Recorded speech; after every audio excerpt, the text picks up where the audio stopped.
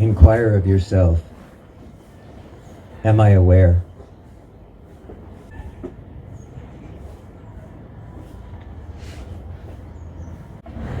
Inquiring in this way, attention immediately turns within. You know instantly, silently, yes, I am aware. There's no doubt. You know you are here.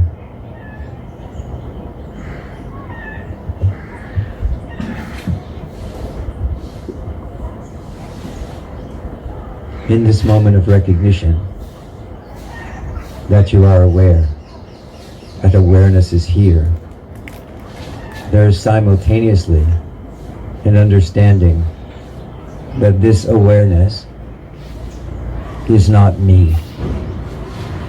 It simply is. It's here in this moment. Seeing itself, that which is aware that it is aware. Of course, these words are not the experience. The experience is silence, presence. That presence which knows it is aware. This is your true nature.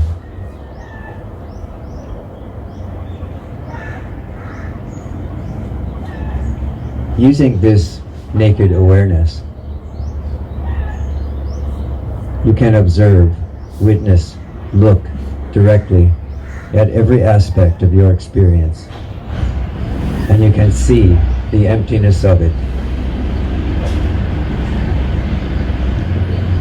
Seeing the emptiness of this direct perception, you fall back quite easily into the recognition of presence.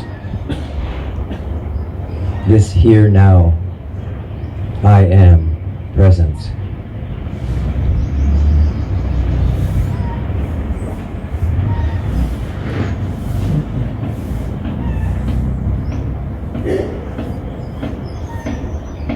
Why do this?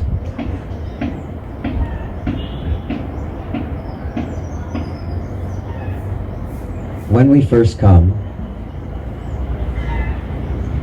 to spiritual life or encounter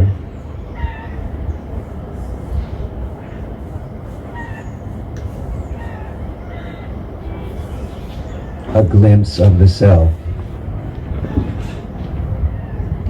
this often comes and is motivated by a sense of suffering or a sense of sadness. We turn to spiritual life, to spiritual science, to spiritual practice.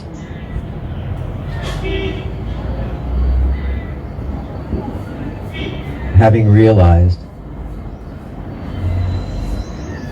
that there is nothing in life which leads to lasting happiness in the direct experience of living, that everything, as pleasurable as it may be, fades, that as difficult or challenging as it may be, the experience fades. And so we are motivated. We ask ourselves silently or consciously, what is there that does not change? Is there something? Is there some experience that I can find or have which will bring me to a peaceful place of happiness? Calm this sense of suffering, sadness, and loss which seems inherent in life. And so we undertake spiritual life, and this is our primary motivation in the beginning.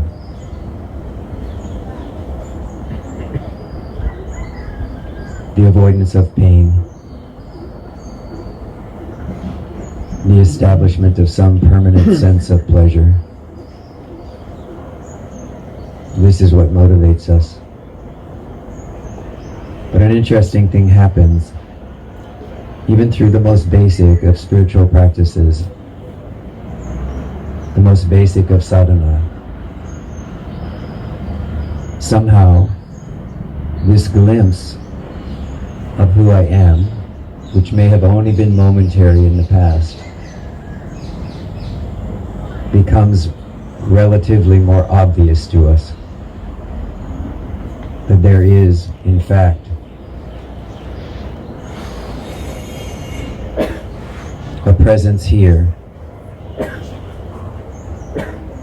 beyond all seeking,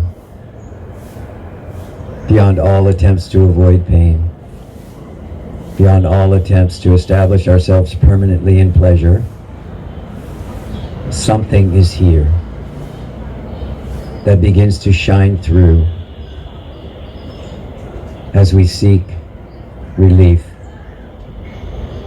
on a moment-by-moment basis. So this is the first motivation for many, many people to enter into spiritual life, sadhana. This motivation, however, is based in seeking an end to pain, seeking the establishment of pleasure, seeking something. And this can go on for quite some time. So we travel through spiritual tradition, through books, through videos, through practices.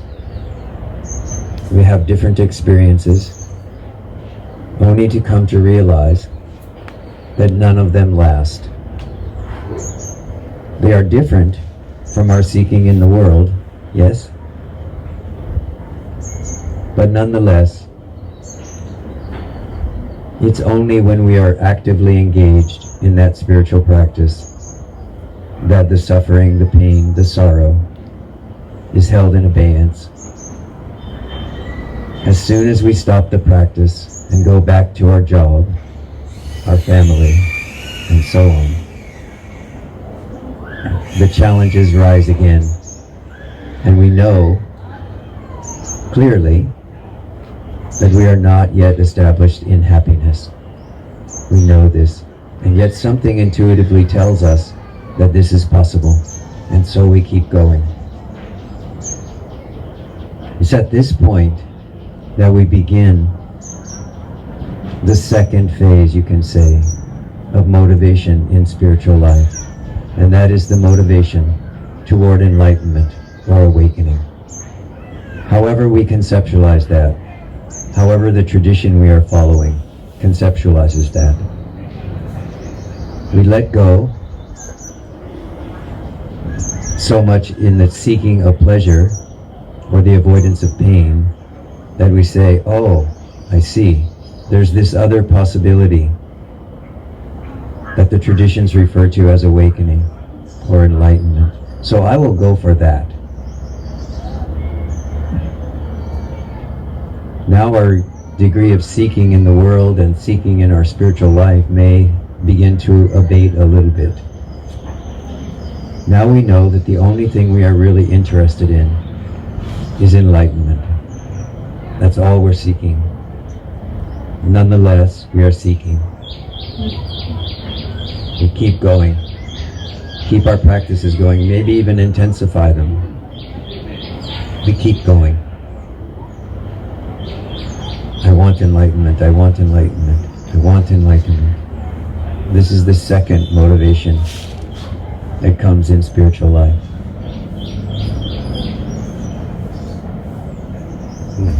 And we can engage in our practices for the reason being only for enlightenment for a long period of time. And we will have greater glimpses of freedom, greater glimpses of who I am, that will last for longer periods of time.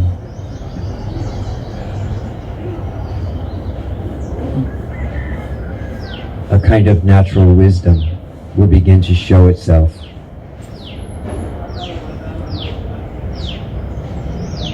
And then fade. This is very common. Yes, people talk about it all the time. I've had this moment, I've had this day or this week of bliss, of happiness, of peace, and then it's gone.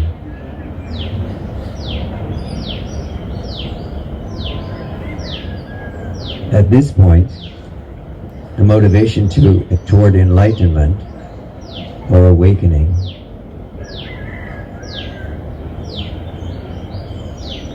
begins to look as though it's a shadow. We are pursuing something, but we're not sure what now. We begin to lose faith that there is such a thing as enlightenment or awakening, at least for me. Other people can have this experience, but maybe not me. And our motivation begins to fade.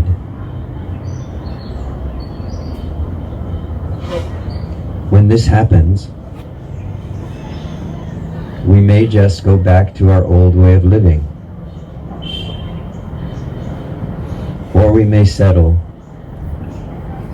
into a space, into the space of being, where we're no longer pursuing anything, any definition in the mind. We simply are. We are here, in this moment, aware as presence. When this happens, we begin to settle into the third phase or the third motivation of being, consciousness. And this is I am. We've exhausted ourselves over many years normally with practices, with sadhanas, and so on.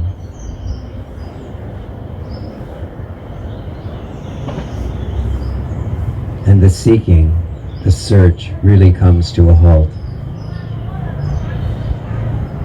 Now we don't know where we're going, or if we're going anywhere. We are simply happy to be here. This is a settling into the recognition of awareness itself. And this happens quite naturally. So the reason I ask you this question, that I ask you to inquire, am I aware, is so that you can begin this process, these kind of 3 phases of motivation, that you can let go of the initial motivation to end suffering, and so on. The second motivation to gain enlightenment, and come into the third level of motivation, which is to be here, to be present as presence, awareness itself, with whatever is here. It's in this establishment or abiding as awareness itself, before all objects, before all sense pleasures, and so on. It's this abiding as this knowing that which is aware is here now, starts the process of self-liberation of all vasanas and all tendencies. This is the true beginning of inquiry. When the vasanas, the tendencies, the mind games, the emotions, and so on are permitted to come and go freely,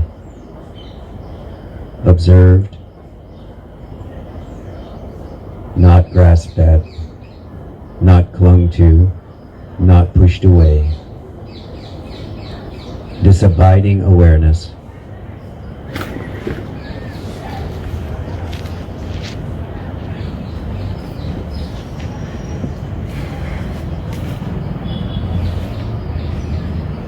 establishes you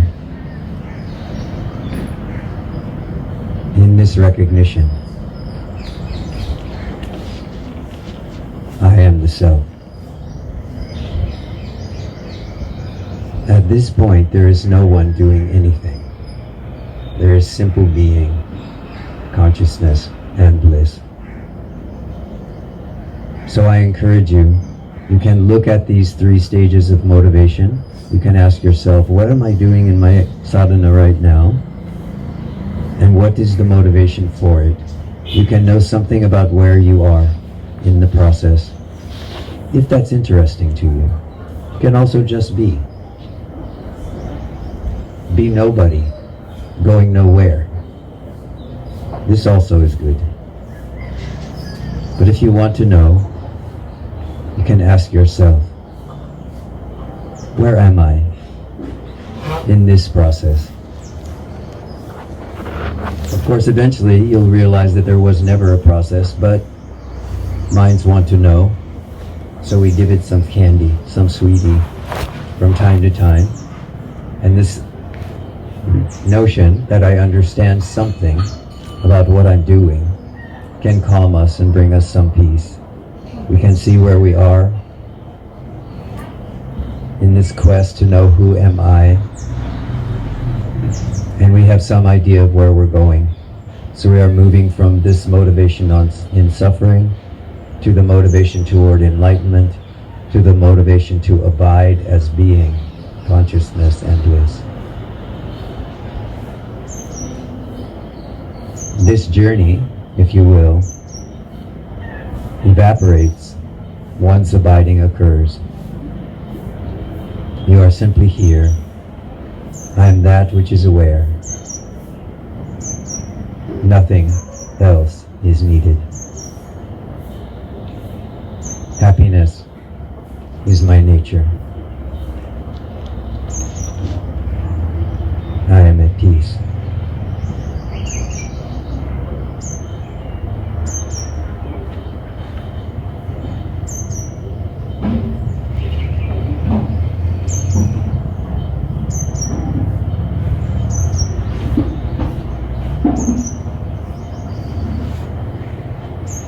So no matter where you seem to be,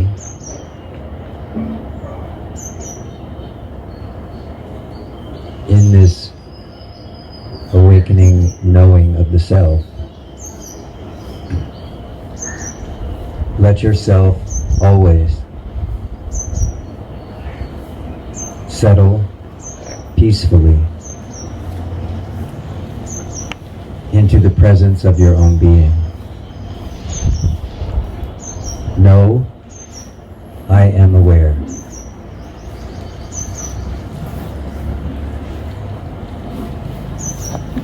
Let life have you.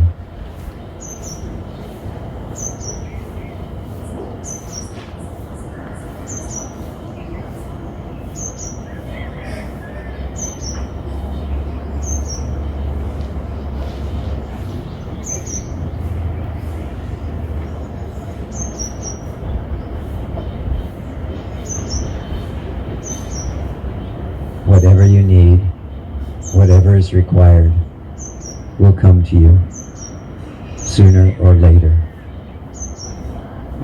Be patient, be kind to yourself, especially. Be kind to others.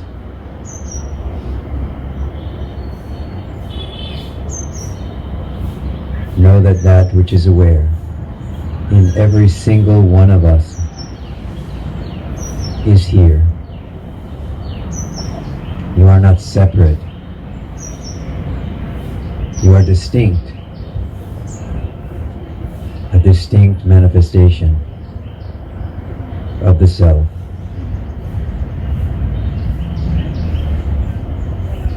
But you are not separate.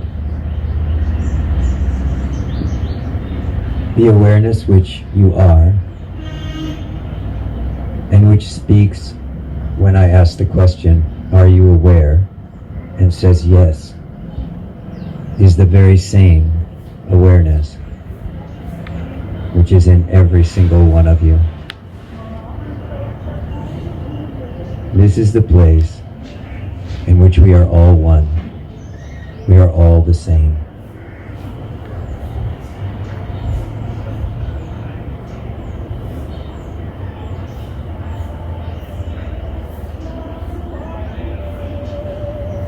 Rest there. Life will look after you.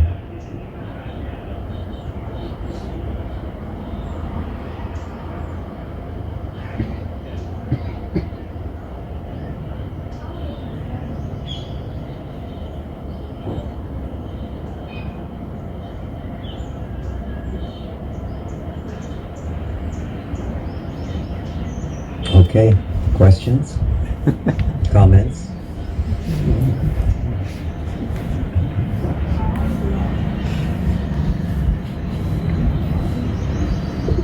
Don't be disturbed. You don't need to ask any questions, but if you'd like to, we are here.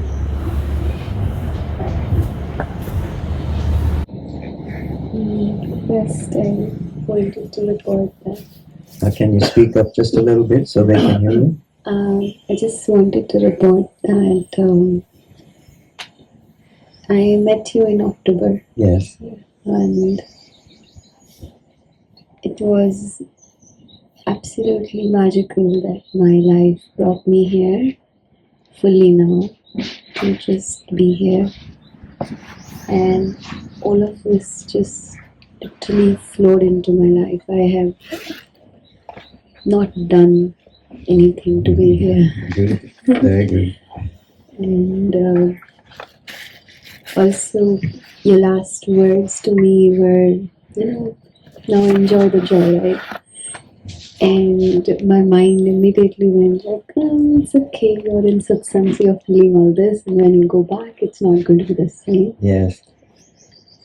But it's been majorly the same. I have not dipped to the levels I would. In my sorrow, I would usually go much deeper, and then I would come back and then restore myself, and all that hard work is almost gone. Yes. And it's Very been good. 3 months now. Very good. 3, 4 So months. happy. Yes. Yes, all that hard work is gone. Yes. It's lighter, but not in the sense I knew as lighter before. This reference to being lighter was not even there in my body mind before this. So I don't know how to thank you. And it's just been this supreme bliss in most times, and it's not emotional also. Yes. So that was something that was I had been willing to share or feeling like sharing. To what you said, to feel the substratum of love, to feel that oneness with everyone. I have been playing with this. I feel a good test to one's spiritual evolution is to go and stay with family. Yes, that's one of the best.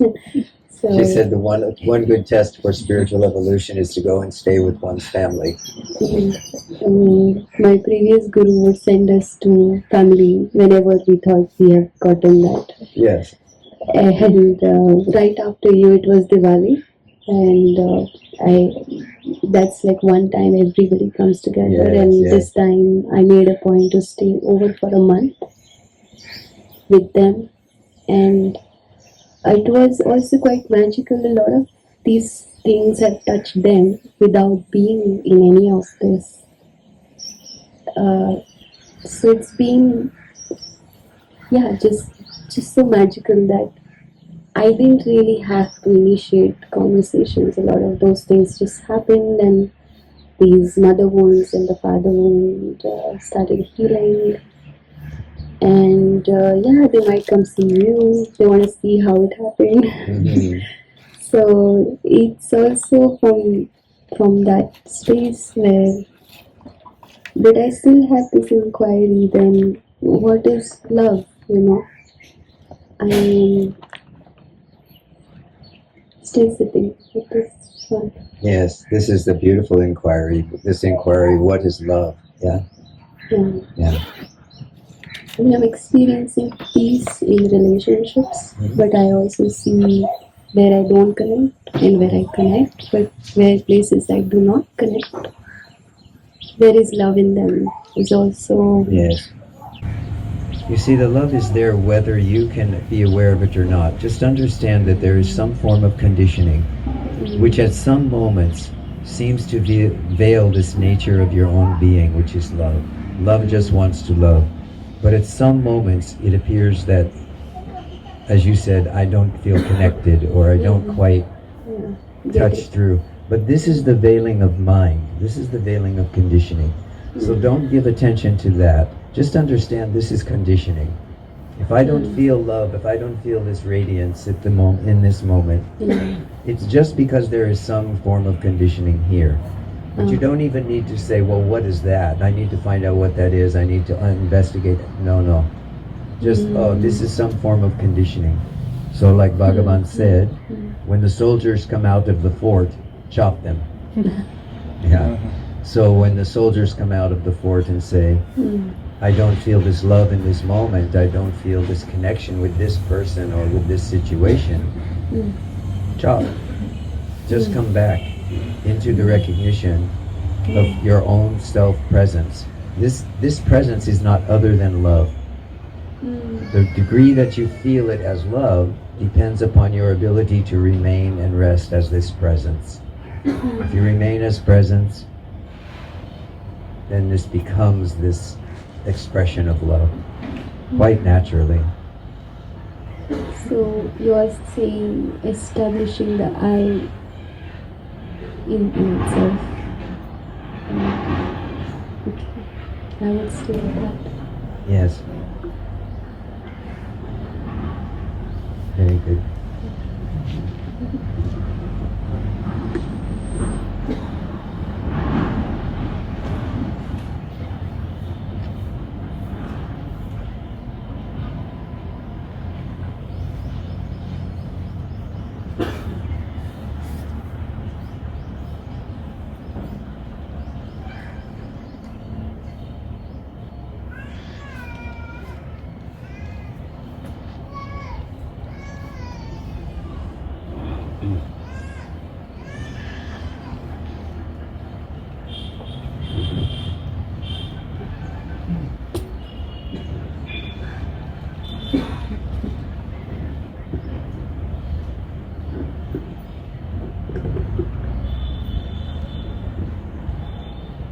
Rishi. It's nice to have you back. Tiru is not quite as good when you are not around. Yeah, I've got a question or a comment triggered by what something you just said. So, coming to my practice, the awareness of my own awareness can be maintained quite easily. I can remain in this spreading space for a certain amount of time. And but when I heard you telling this is a space we all share, we are one in this space, I understand it intellectually. I like the concept. I agree with it. But I cannot say, I cannot, it's not by my direct experience at all. I don't know it directly. And then it means, it implies I am in this level of separation. And so what I was thinking is it cannot come, for it not to be a concept, it necessarily needs to come from the heart. I mean, this is my question. Is the melting of this separation comes from sharing presence actually here?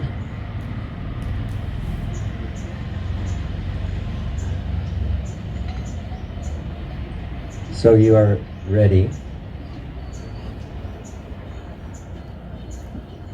to stop maintaining the space of being. You are doing that. You are saying, this is my sadhana, this is what it looks like, This is what I do, and when I do this, the space opens. Yes? This is the second phase of motivation. Still the motivation is toward the self, or enlightenment, or awakening. Now, once established in this space of awareness, abide as that. Not I am abiding as that. All right. Yes. Yes? Abide as that which is aware, while the I-ness, the me-ness of my experience does nothing. Because this me-ness or this I-ness, which is constantly practicing, constantly doing sadhana, constantly trying to re-establish itself in this moment of awareness, this is what needs to go now. You have the glimpse, you have great experience, you're able to stay for periods of time, even longer periods of time. I know because we've talked about this. You're able to stay for longer periods of time in this vast space of awareness and to watch it spread from this heart of being. Now, abide as that. The question your mind is going to throw up is, how do I do that? No. No, what is it? I was looking at it. I know exactly how to do it. It's just like I am. I know exactly how to do it. Yes. You see, this is the most natural state. Abiding as the self. Yes. It's just like a magnet. I am here between being that and being that. I mean, being. Yes. Yes, and this is why I'm talking about in the last couple of weeks about this process of going from suffering being the motivation to enlightenment being the motivation to abiding as the self. Right? This is why. Because everyone has these periods of time where there seems to be this drifting back and forth between moments of awakened being or liberation or however that comes for you or for anyone, and slipping back into old patterns or into old habits or into old forms of conditioning rising. So this is why I'm talking now, because many of you are ready for this recognition that the sadhana is now not a doing, it is a being. It is abiding as the self. So Yes, that's it. yes, that's it. Nice. The touch of this beingness I have, strangely enough, as I am staying in that, I'm not concerned about enlightenment anymore. It's just like my quest, my desire for enlightenment became very, very reduced. I almost wouldn't be true to say I don't care, but not far from it. Yes. So if you really want to push that over the edge of that cliff, then you just come to the recognition that enlightenment is the truth of your being, right? It's no longer is there any seeking of that. Now there is a resting as that. Yes. So did I get that right? It's really the frontier, or it's not a frontier, between doing and being. Yes, the frontier is a good way to put it. I say it's a transition. It's a transition from one to the other. Yes. Okay. Yeah. Thank you. Very good. Thank you. It's an artificial boundary that's created by the mind, by the sense of conditioning, by the sense of me-ness. But it can be helpful for the mind to understand sometimes that there are these phases or these steps that seem to be happening. They are not happening, but they seem to be. And this gives the mind a little bit of peace, a little bit of interest in what's happening in the process, you can say. But ultimately that all gets dissolved in this abidance as the self. Yes. Beautiful. Thank you. Go on. Yes, keep going. This little thing here is falling apart. Is it still on? Is the green light still on? Is the light? That's okay. Okay.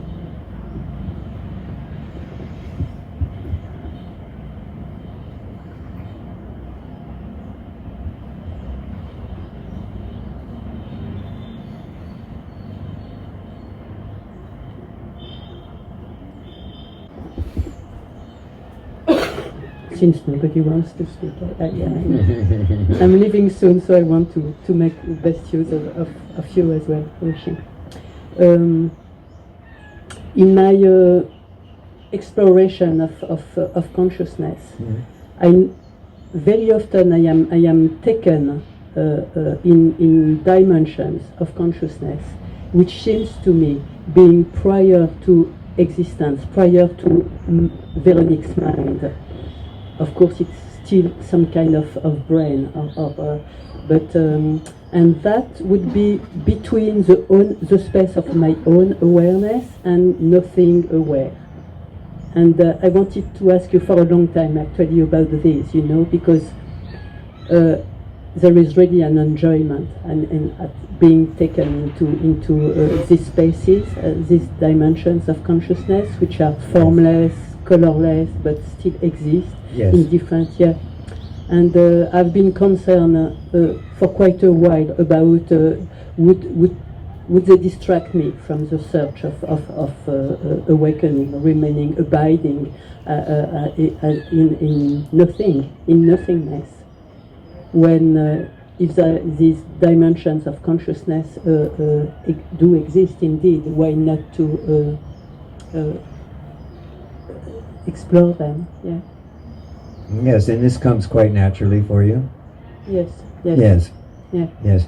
So, this ability to explore dimensions of consciousness, many people have.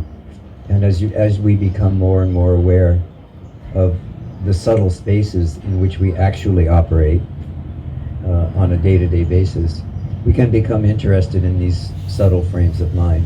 These are spoken about both in the traditions of Vedanta and in the tradition of Buddhism, about this ability to scan. These are definite paths that certain personalities or certain beings with certain tendencies will take. They are not a distraction ultimately. You can play in them for as long or as a shorter period of time as you want. But like everything else in mind, everything else which is mind created or mind generated, because they have a beginning, right? They're a distinct moment. You have memories of distinct moments.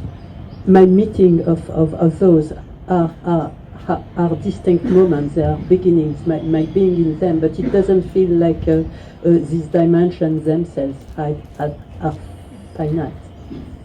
Yes, well, even the Buddha spoke about there being different levels and dimensions of being. Sri Ramana talked about it here as in the mountain and being around the mountain and realizing that what we see here, on this level, is one level of awareness, one level of being. But he also said, within the forest, there are sadhus and monks and swamis who have lived here at Arunachala for many generations or for many lifetimes. And they have chosen to come back, and they come back as a crow, or they come back as a dog, or they come back as a monkey, and they come and they live in this dimension so that they're not troubled by the human dimension quite so much, right? And he also spoke about his visiting the realms which are inside the hill, the realms where rishis and yogis and sages in their etheric forms are abiding inside the mountain. So there is this awareness of these levels and so on. But it's always important to understand that at some point, because they are experiences which come, stay for a period of time and go, this establishes them in the realm still, as subtle as they may be, as much space as there may be, as much emptiness as there may be, they are still within the subtle realms of mind. Okay?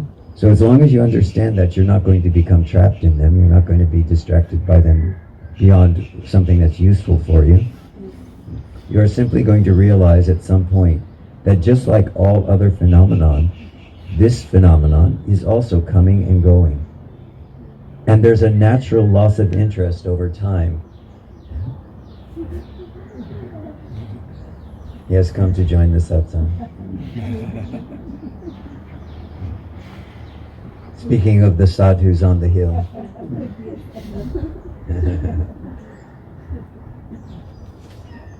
So we lose interest over time in these experiences as they come and go, and we become more established in this abiding presence of here now, in which form and emptiness are the same. Whether the forms are subtle or gross, it's not so different. There's just this abiding recognition, right? That emptiness is form and form is emptiness. And so there is no distinction. There is only this recognition of being consciousness, which is all of this in this moment, in all of its form and in its emptiness. So just keep going. Yes. Use whatever is there. Yeah. Use whatever is there. Thank you. The Buddha described it this way. There are two forms of the path. One he referred to as the jhanas, which are different from the jhana that we talk about in terms of the sage, the yani. So different form. These are actual practices, more akin to what you're talking about. The experience of formlessness, of space, of emptiness. These are called jhanas in the Buddhist tradition. They are distinct from the path of insight, which is where vipassana and Zen have their roots, in the path of insight. But he said, at the moment of realization of the self, these two paths join and they become one. And where do they become one?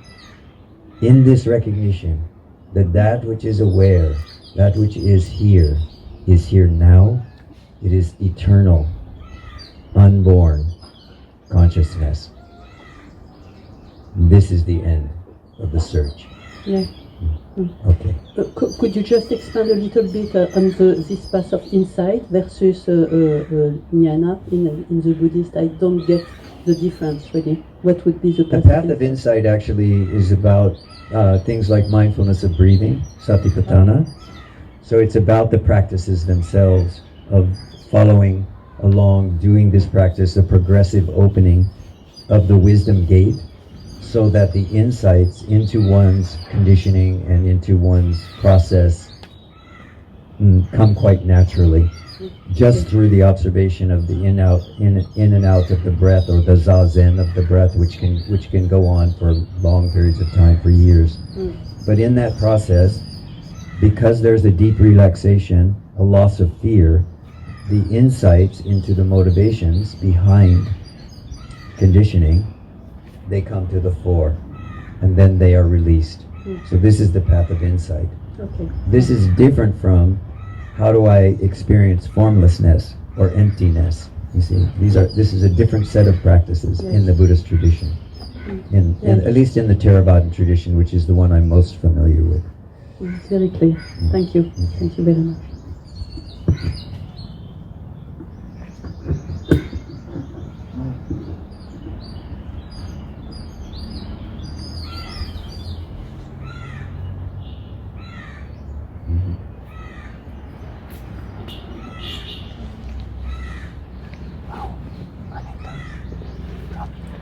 I have the question from curiosity, because I even myself tell stories about beings in the Arunachala and about the tunnel which goes from Adi Anomaly to Arunachala. And Yes.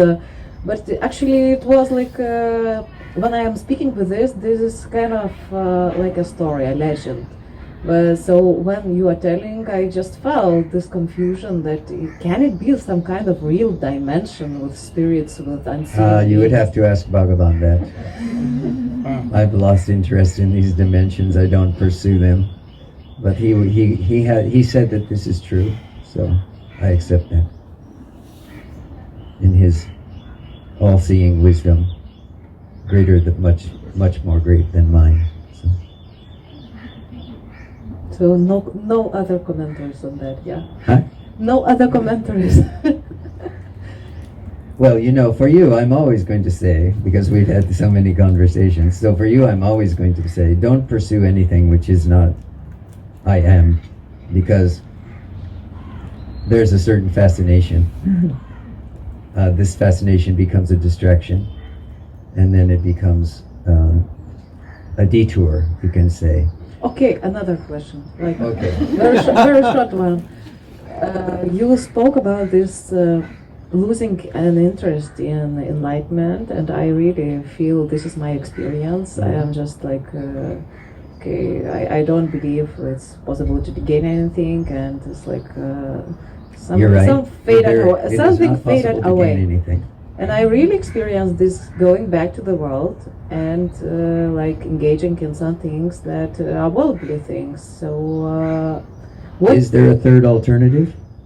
I don't know, because it feels like I have to go to see that this is not the way to peace or something, like that I have to experience something in the world just to know that it's not true. Or Yeah, but you see, like this is the mind that wants to move back and forth between the elements of duality. There is enlightenment and there is the world. Is that all there is? I offer you the third option, which is do nothing. So don't seek enlightenment. Don't seek pleasure or satisfaction in the world. It's only in this non-seeking, in the world of duality or in the realms of duality, that the possibility of grace can enter through the space of emptiness or the space of nothingness. And then you can come to see that both sides of that duality are illusion. And there is something else which is here. That something being not the thing, but the being. So yes, this is a tendency. This is very common among seekers. I've lost interest in enlightenment, so I will just go back to the world. Let's have a party.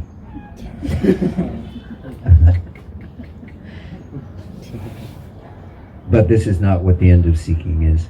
The end of seeking is to remain still and silent, awaiting the recognition of being, consciousness, as all of this. This is the end of seeking.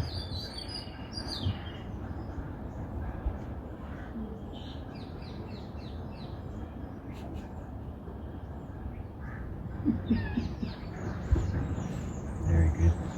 Yeah.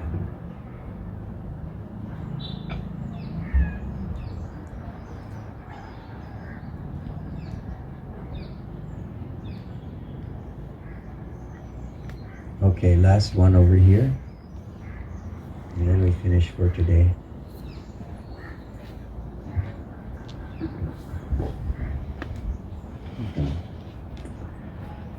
I still have the feeling that there is an I who is trying to rest and to abide. Yes. Okay. So, Is there a problem? Is this I a problem?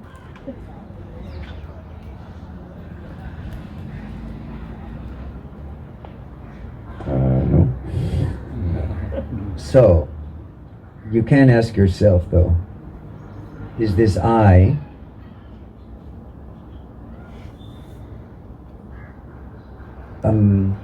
a projection of the seeker?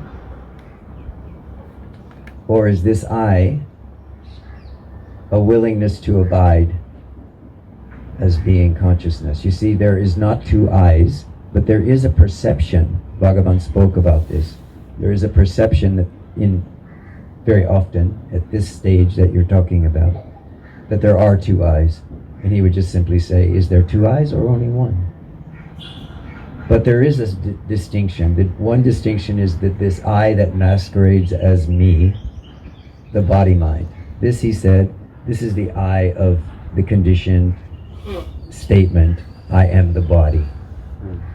So you can explore this I that you're just referring to. And you can ask yourself, which I, if you are really clear that you are simply here as being, consciousness, then the very first experience in the waking state of being consciousness in its unmanifest form is I am, correct? It is I. So this becomes a place or a space or a foundation on which we can stand in order to engage in this question, who am I? We are using the thorn to remove the thorn. So we come to this I, which is pristine, clear, naked, not tied up with the I am, the body idea. And we stand there. Bhagavan said, if you simply come to I, and stay there, this is enough. This, he said, will take you all the way. This is because of the pristine nature, the naked awareness nature of I, as being, not as doing, being. So this is the distinction. So look in your experience. Know that you are here as being, not as doing, and you are good. Thank you.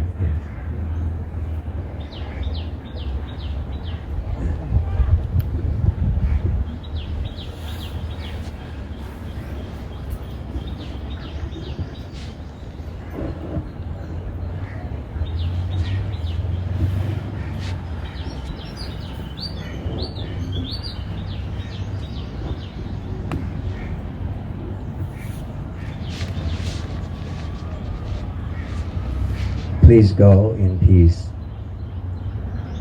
Know your nature as being, consciousness, and bliss. Beyond all form and beyond all formlessness, that which you are is eternal, here, now. You are that. Om Namah Shivaya.